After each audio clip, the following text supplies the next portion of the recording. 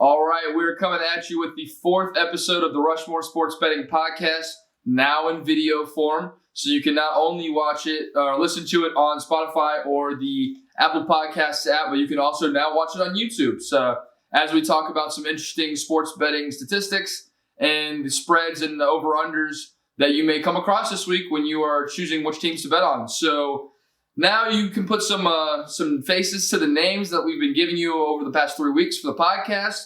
I am Brendan. To my left right here, I have Grant McClendon. Right here, directly to my right, Jackson Dyer. And this is Nick Frias, who you will also see on the post-game inquiries show that airs every Monday on YouTube. So, make sure you go head on over to the YouTube channel, The Bulldog Inquirer.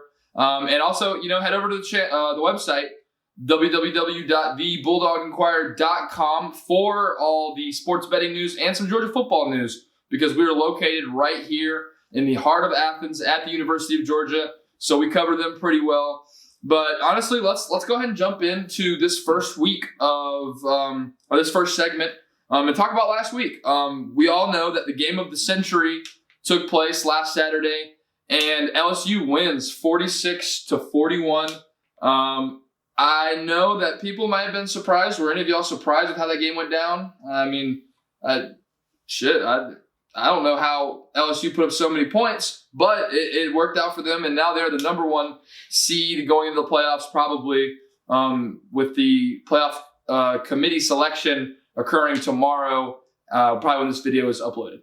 So y'all got anything to say? I mean, I think the craziest thing, at least for me, is having seen Joe Burrow look so good this year in the passing game, look so dominant.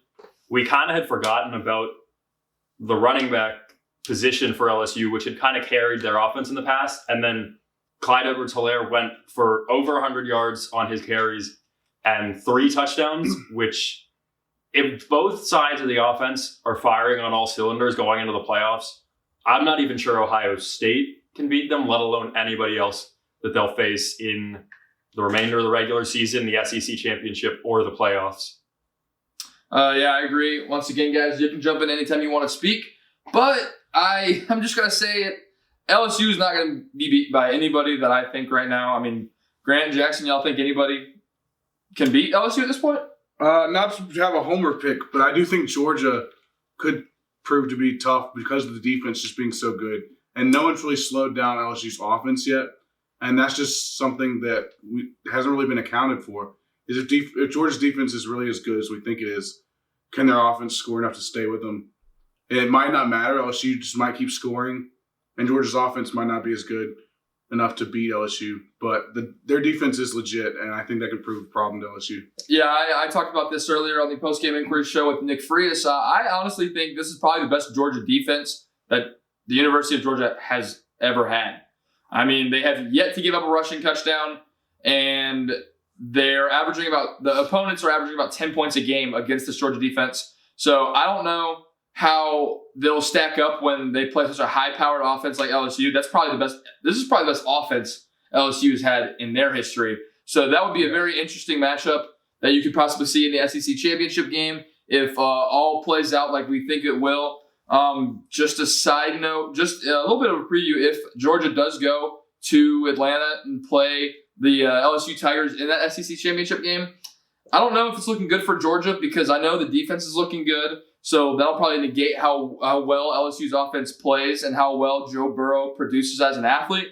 But Jake Fromm has looked rough in the past 4 weeks. So he played well against Florida, but in the other 3 games that are included, South Carolina, Missouri, and Kentucky, he is passing for a 54% completion rate, 503 yards, and he's matched as many touchdowns as he's thrown picks at 3 in all 3 of those games combined, if you take out the Florida game. So he's been underwhelmingly not producing to the caliber that he should be able to produce and that we've seen him produce in the 2017 and 2018 seasons. Grant, is there anything that you dispute on that, or is there anything that you think could happen between now and the SEC championship that we don't see this Georgia-LSU matchup? Yeah. Only thing if Georgia were to lose to Auburn and A&M, but I do not see that happening. Even if they were to lose to Auburn, they still clinch Yep. because they have the head-to-head over Florida. So I still think Georgia goes to the SEC championship, and I do not think they slip up against Auburn. I think they do win out, and I do think we see Georgia versus LSU in Atlanta. Yeah, I agree. Just because Auburn, now their defense is good. Their front seven is legit. They got Derek Brown. You've been hearing me say that the past couple weeks. He's probably top 3 prospects that aren't at the quarterback position, and that are especially on the defensive side of the ball. He's legit going into the NFL, and I just think that even though Georgia's offense doesn't produce to the caliber that they want to be producing at right now, I don't know how Auburn's going to score. I mean, Bo Nix, like Greg Ferry put it 2 weeks back, is trash. I don't see how they're going to produce any points in that game, even though it is at Jordan-Hare Stadium in Auburn, Alabama. So that about wraps it up. Some of the previews that we had from last weekend. A couple other games. Baylor escapes and stays undefeated against a good TCU team at TCU. Baylor wins in triple overtime, 29-23, after they tie it up in regulation, 9-9, with 35 seconds on the clock. Baylor's kicker nails a 51-yard field goal. That thing looked like it probably would have been good from 61. So props off to the Baylor kicker. Another team that is still undefeated and kind of opened a lot of people's eyes was the Minnesota Golden Gophers. I stated last week that my favorite young coach is PJ Fleck right now, and PJ Fleck continues to produce. The Minnesota Golden Gophers and their quarterback played very well.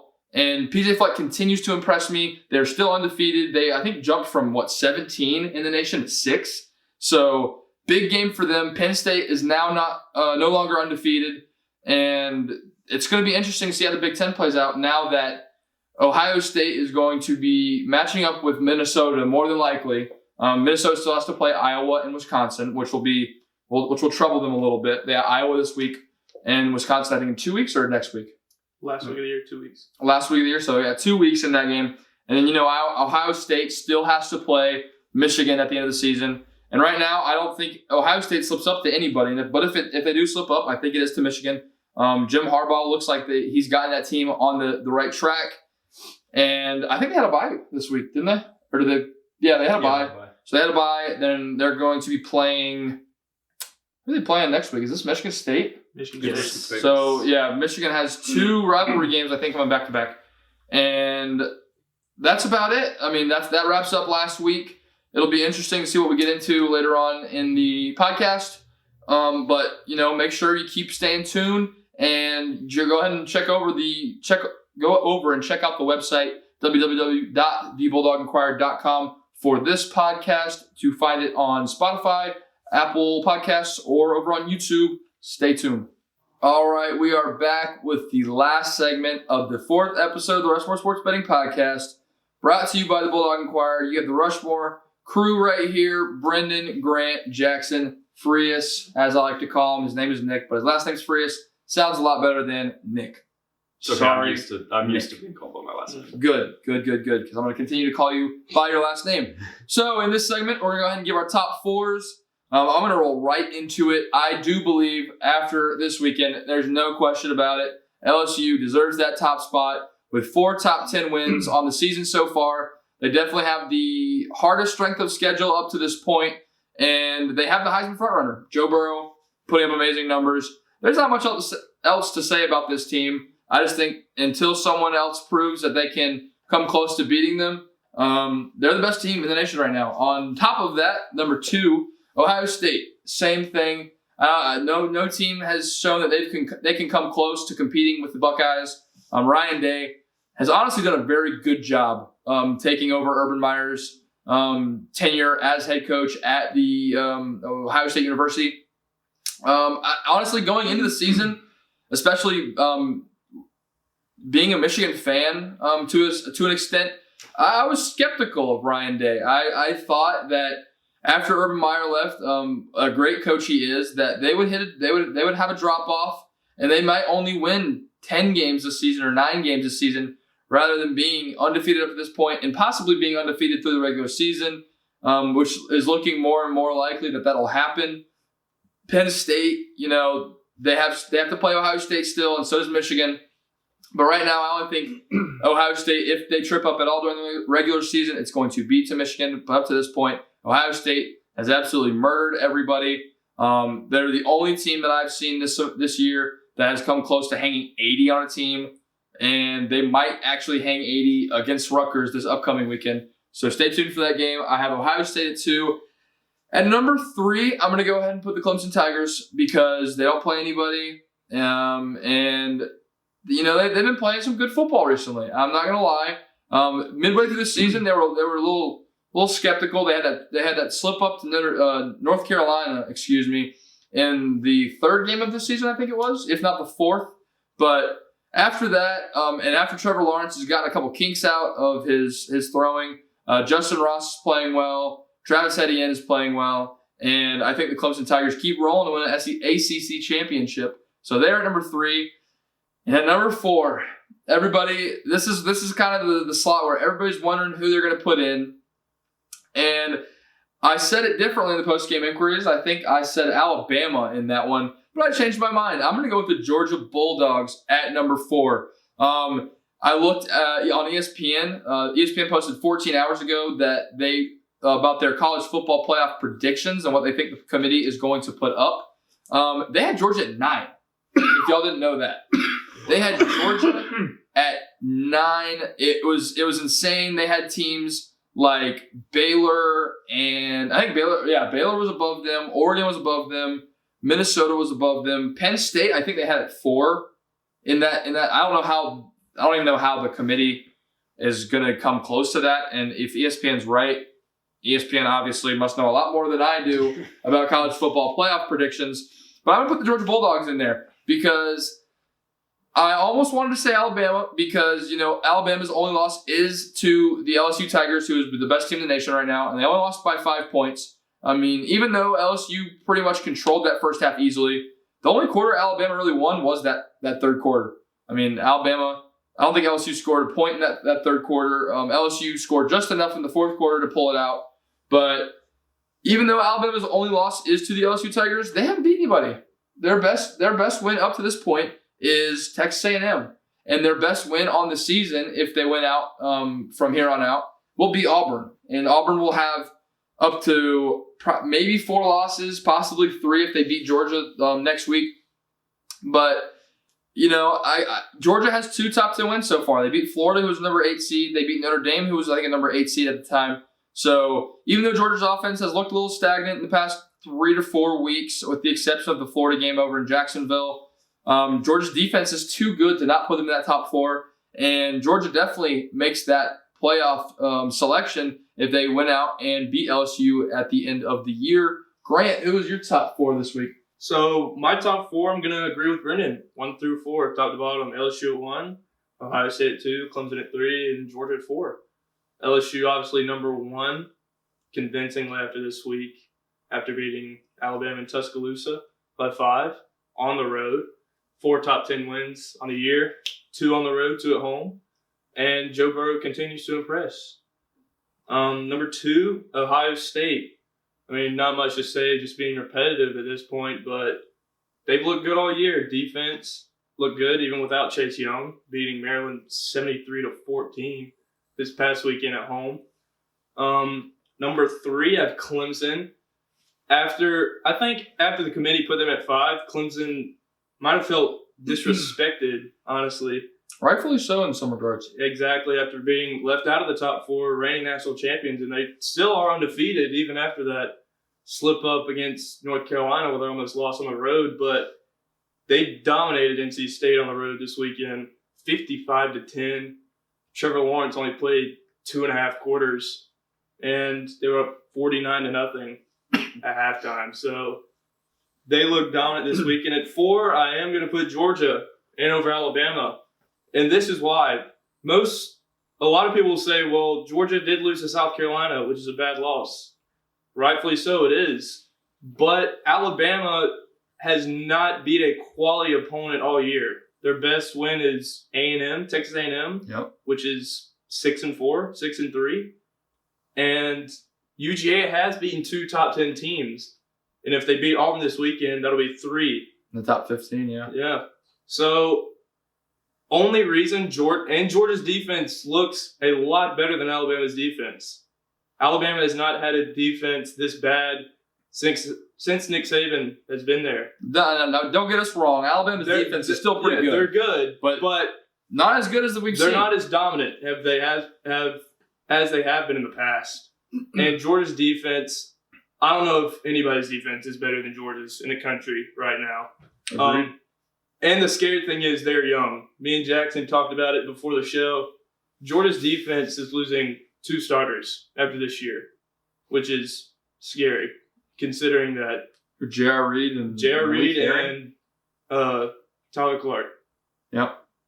That's going to be a scary thing to deal with for offenses next year. David Marshall is also a senior, but he got a medical red shirt. So he's coming back after this year.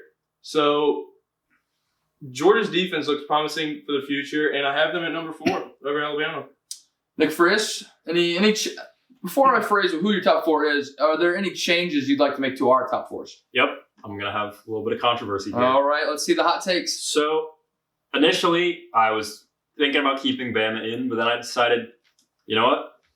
I'm going to do the way I think the committee should do it, go off of pedigree. My top 2 is the same. I think people could argue you could put Ohio State at 1, but if you're going off of the pedigree, LSU now has 4 top 10 wins. Agreed, yep.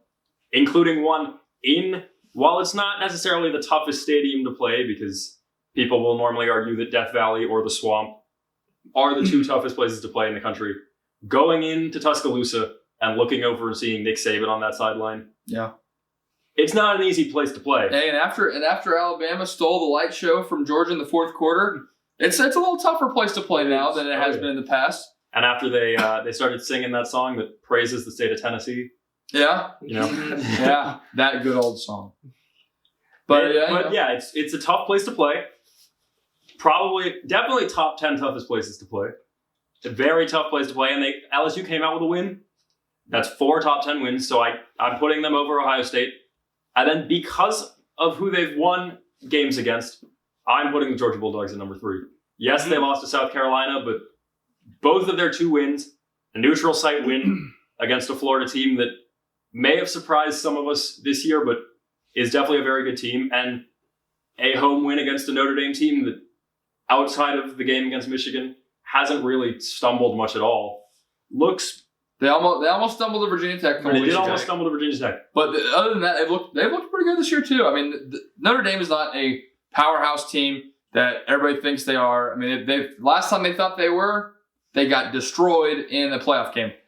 But yeah, continue. Go ahead. I mean, I agree with you. It's a little bit of a hot take here from Mr. Frias, but I like it. If you're going purely based off of the pedigree, I think those 2 wins outweigh the 1 loss to South Carolina, who, while it is a bad loss, it's still a loss to an SEC opponent, a divisional opponent. So, I mean, honestly, that was South Carolina's Super Bowl. Yeah, that's probably the best game they'll play all season. That is unless they can upset Clemson, but I don't even think that's a better game to them, other than the fact that it's an in-state rivalry. But Clemson obviously plays Wake Forest, who is not in the AP poll anymore, may still remain at the bottom of the college football playoff poll this coming week, and then Clemson will play the South Carolina Gamecocks to end the season.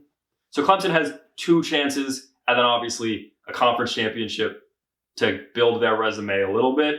But just going purely off of resumes, I have the LSU Tigers, followed by the Ohio State Buckeyes, then the Georgia Bulldogs, and at 4, the Clemson Tigers. A little bit of a hot take there, Jackson Dyer. You got any other hot takes for us, or are you going to agree with me and Grant McClendon? I agree with you and Grant McClendon. This is my top 4. I have LSU, Ohio State, Clemson, and Georgia. But from the committee standpoint, does this win elevate LSU number 1? And they had Ohio State there last week, and Ohio State won. They won by 60 this week. And before, LSU had already had 3 top 10 wins. So what's a 4th really? Is a 4th that important to jump a team that won by 60? I do think so. I do think so, yes. And if it would have been a team that was ranked like number 9 or number 10, it wouldn't. They beat Nick Saban in Tuscaloosa. And honestly, they dominated most of that game. So I do think the College Football Playoff Committee will recognize that. And you already know how much the College Football Playoff Committee loves the Alabama Crimson Tide. Okay. So with just seeing that game and from the committee perspective, that I do think LSU jumps Ohio State to be at number 1 with putting the Buckeyes at number 2. Do you disagree, or can you see I that agree happening? that LSU, I've said they're number 1 all year because of their resume. I think they have one of the better resumes in the last couple of years, especially if they can win. If they win the SEC championship against Georgia, that's another top 10 win. They're going to have, I don't know how you can keep them out. I agree. But I just don't know what the difference is between 3 and 4 top 10 wins. Like, having 3 top 10 wins is already incredible. And if that's not enough to be number 1, if they're judging basically on eye test, I don't know how Ohio State drops in an eye test format, which I just don't know what the committee's doing, I guess. Mhm. But That's- I firmly that's had fair. LSU number 1 since the beginning.